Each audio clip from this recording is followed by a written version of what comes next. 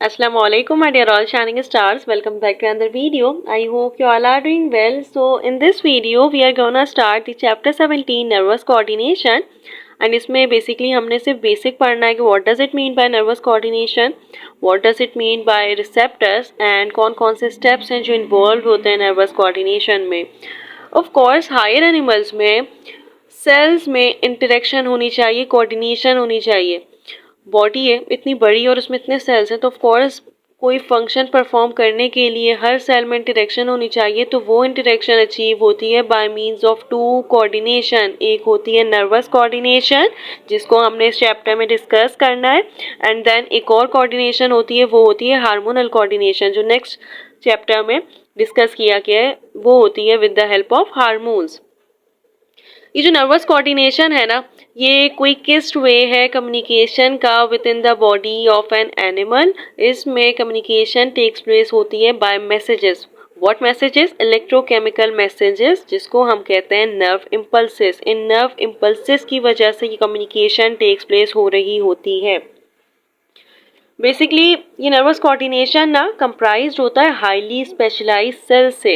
ये specialised sales होते हैं टू टाइप्स के. एक होता है न्यूरॉन और एक टाइप होती है न्यूरोग्लिया जिसको कहते हैं glial cells. All animals except sponges use a network of nerve cells to gather information about the body's condition and the external environment, to process, to integrate that information and then फिर send करते हैं command to the body, muscle and glands. हमने जब neurons को discuss किया था तो of course हमने कहा था कि कुछ स्टोमेलस होता है, कोई एक्सटर्नल इंटरनल चेंज होता है जिसको डिटेक्ट करते हैं रिसेप्टर्स, एंड देन वो सेंट्रल नर्वस सिस्टम तक उस कमांड को पहुंचाते हैं. कैसे? सेंसरी न्यूरॉन्स कैरी करते हैं सेंसरी इंफॉर्मेशन को from the receptors to the other neurons और directly to the central nervous system. Central nervous system में इंटर न्यूरॉन्स होते हैं जो कनेक्ट करते हैं न्यूरॉन्स को with the central nervous system, and then एक और न्यूरॉन्स होते हैं मोटर न्यूरॉन्स जो कमांड को सेंट्रल नर्वस सिस्टम से पहुंचाते हैं इफेक्टर्स की तरफ. ये फैक्टर हो सकता है कोई भी ग्लैंड, कोई भी मसल जिसने रिस्पॉन्ड को जनरेट करना होता है. The steps involved in nervous coordination. The system of the body that provides communication coordination through electrochemical signals is called nervous coordination. ये specialized cells से comprised होते हैं जो होते हैं neurons. फंडामेंटल यूनिट है नर्वस सिस्टम का न्यूरॉन्स. इसी की वजह से सारा जो फंक्शन है वो परफॉर्म हो रहा होता है. न्यूरॉन्स का भी बेसिक सा मैं आपको बता देती हूँ कि स्ट्रक्चर क्या होता है. ये एक स्पेशलाइज्ड सेल्स होते हैं एनिमल सेल्स जो कंडक्ट करते हैं, जनरेट करते हैं इलेक्ट्रिकल करंट को. इन यही न्यूरॉन्स हैं जो एक जगह से दूसरी जगह इस इम्पल्सेस को लेके जाते हैं और जनरेट करते हैं रिस्पॉन्ड को.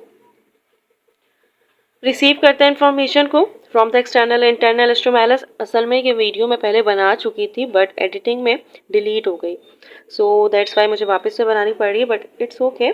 बट यहाँ पे लिखा हुआ है इसलिए.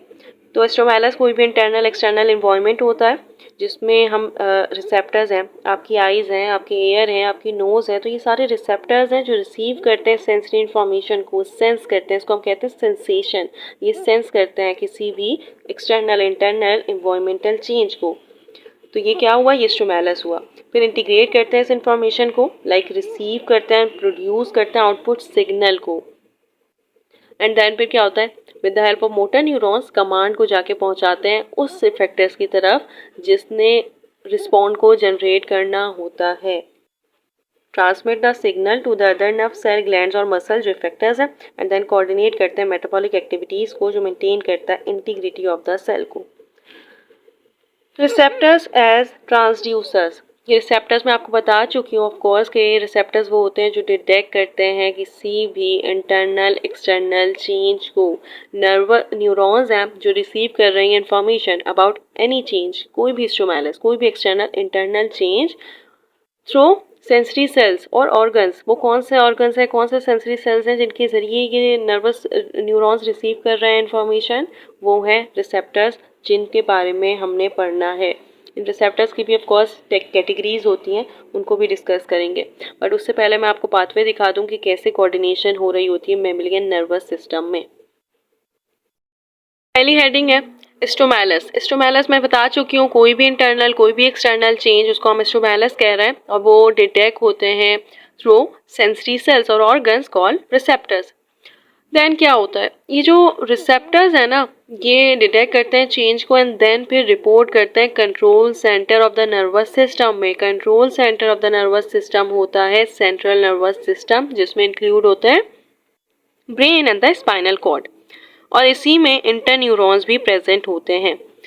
ऑफ कोर्स इसके बाद कुछ न्यूरॉन्स होते हैं जो मोटर न्यूरॉन्स कहलाते हैं, और ये जो मोटर न्यूरॉन्स होते हैं ना, ये क्या करते हैं, कमांड को सेंट्रल नर्वस सिस्टम से लेते हैं एंड देन फिर इफेक्टर्स तक पहुंचाते हैं। तो यहाँ पे हमने वही बात कर रहे हैं कि रिसेप्टर्स हैं, उन्होंने डिटेक्ट किया चेंज को, सेंट्रल नर्वस सिस्टम तक पहुंचाई उस इन्फॉर्मेशन को एंड देन फिर इफेक्टर्स तक मोटर न्यूरॉन ने वो इन्फॉर्मेशन पहुंचाई। इंटर न्यूरॉन्स होते हैं सेंट्रल नर्वस सिस्टम में, जिनका ही काम होता है कि कनेक्ट करते हैं न्यूरॉन्स को with the central nervous system.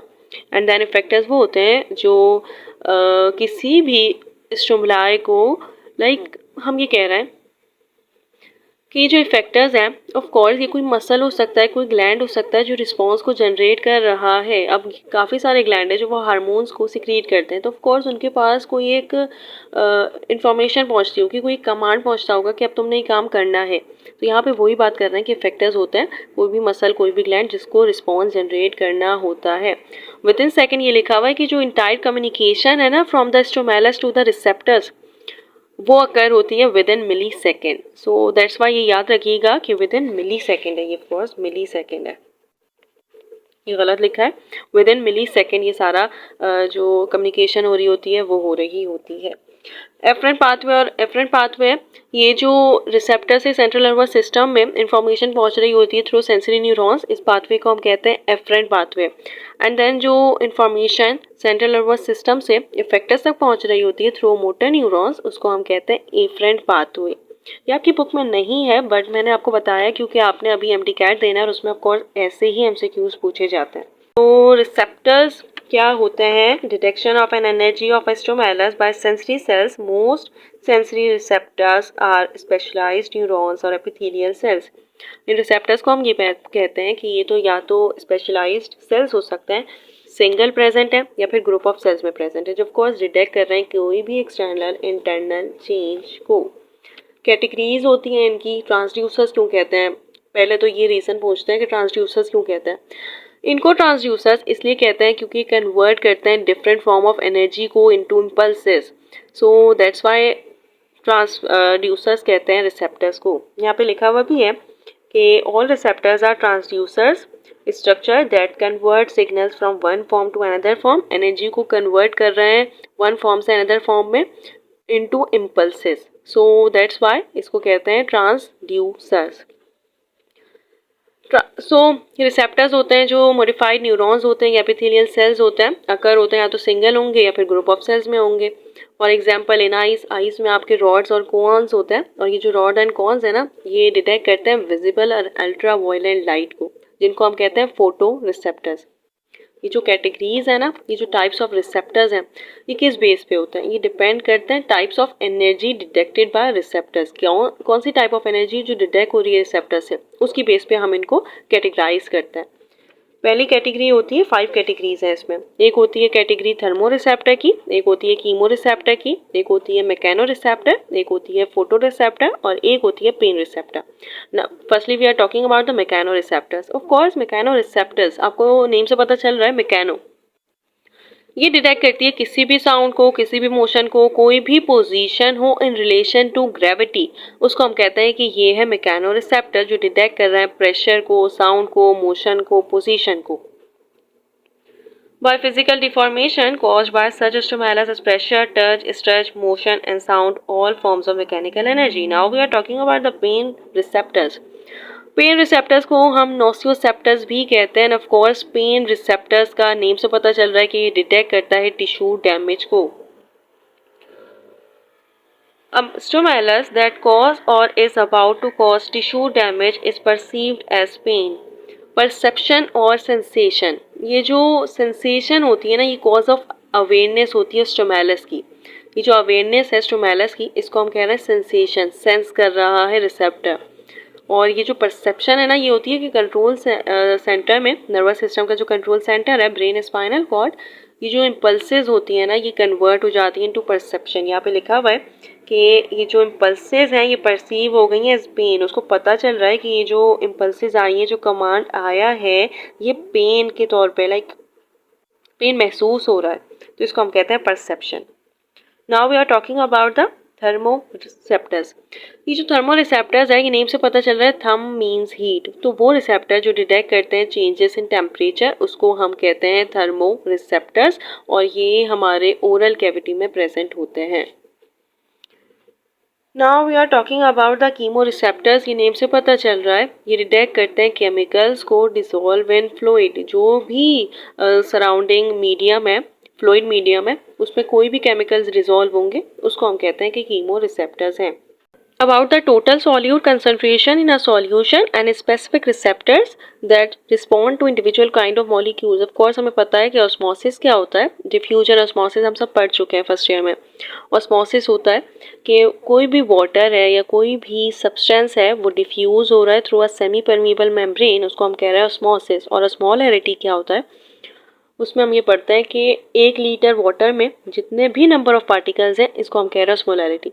तो ये जो डिटेक्शन हो रही है ना, ये हो रही है थ्रू ऑस्मो रिसेप्टर, जो ह्यूमन ब्रेन में होते हैं हाइपोथैलेमस। ये डिटेक्ट करते हैं changes in the total solute concentration of the blood and then stimulate करते हैं थर्स्ट को, ताकि वाटर आ सके बॉडी में एंड ऑस्मोलैरिटी इंक्रीज हो। Chemoreceptors found in nasal epithelium and are olfactory receptors. Smell chemicals found in tongue for taste are gustatory receptors and photoreceptors. Of course हमारी eyes में होते हैं rods and cones. ये जो rods होते हैं ये डिटेक्ट करते हैं डिम लाइट को, और जो cones होते हैं ये कलर्ड लाइट को डिटेक्ट करते हैं। तो फोटोरिसेप्टर्स हमारे आईज में होती हैं, और कीमोरिसेप्टर्स हमारे ऑफ कोर्स नोज में होती हैं और हमारी टंग में होती हैं, जो डिटेक्ट करती हैं टेस्ट को। All sensory inputs from receptors are received by the central nervous system. This collected information is further processed or analyzed for appropriate response by special type of neurons called interneurons. Of course मैंने अभी आपको बताया कि central nervous system में interneurons होते हैं जो connect करते हैं neurons को in the central nervous system. यहाँ पे वही लिखा हुआ है कि collected information further process होती है, analyzed होती है for appropriate response by special type of neurons called interneurons, जिनको हम associated neurons भी कहते हैं, और ये होते हैं central nervous system में। Now we are talking about the effectors. Effector कोई भी मसल हो सकता है, कोई भी ग्लैंड हो सकता है, जो रिस्पॉन्ड को जनरेट करता है इसको हम कहते हैं effectors to a stimulus. Effectors receive करते हैं commands from the central nervous system to produce a response by motor neurons. ये हम पढ़ चुके हैं। यहाँ पे पाथ दिया हुआ है, the path of a message transmitted to the central nervous system. यहाँ पे हम बात कर चुके हैं कि मैसेज है जो पिक्ड हो रहे हैं बाय स्पेसिफिक सेंसर्स, जो सेंसरी न्यूरॉन्स होते हैं। एंड देन फिर क्या होता है कि ये सिग्नल ट्रांसमिट हो रहे होते हैं through the sensory neurons into central nervous system, and then central nervous system से कोई भी रिस्पॉन्स को जनरेट कर रहा होता है, फैक्टर्स वहाँ तक पहुँचते हैं थ्रू मोटर न्यूरॉन्स। ये लिखा हुआ है कि a nerve impulses that goes to the brain or the spinal cord is started by the sensory neurons, and then फिर sensor is skin, eye, muscle, skin, eyes, ears, ये सब senses हैं जो डिटेक्ट करते हैं किसी भी चेंज को, and any other body components send message to the spinal cord or brain via sensory neurons, and then फिर in agreement with that the effector organ received a message from the brain or the spinal cord via motor neuron, और वो भी generate कर देता है कोई भी response को। सो ये होता है पाथवे, और ये बहुत इजी पाथवे होता है। ऑफ कोर्स आपको समझ आ गया होगा। अगर नहीं समझ आया तो हमने बहुत ज़्यादा डिटेल में डिस्कस किया था स्ट्रक्चर ऑफ न्यूरॉन, तो उससे आपको समझ आ जाएगा कि कौन कौन से न्यूरॉन्स होते हैं और उनकी क्या टाइप्स होती है। ऑफ कोर्स न्यूरॉन्स की टाइप आप पढ़ेंगे तो आपको अच्छे से समझ आ जाएगा कि आखिर में इन लोगों का काम क्या होता है। हमने ब्रेन स्पाइनल कॉर्ड को भी डिस्कस कर लिया, सो मैं डिस्क्रिप्शन में लिंक डाल दूँगी, वो ज़रूर देख लीजिएगा। उससे आपके कॉन्सेप्ट बिल्कुल क्रिस्टल क्लियर हो जाएंगे इंशाल्लाह for MD CAT and the board exam 2। So next video तक के लिए अल्लाह हाफिज़, all the best to all of you.